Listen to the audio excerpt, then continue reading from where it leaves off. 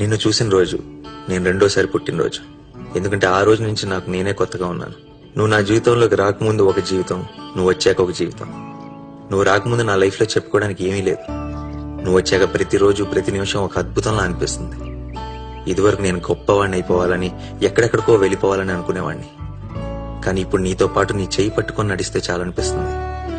ప్రేమ కోసం యుద్ధాలు జరిగాయంటే నవ్వుకునేవాడిని, గాని ఇప్పుడు నీ కోసం ఎన్ని యుద్ధాలన్నా చేయొచ్చు అనిపిస్తుంది.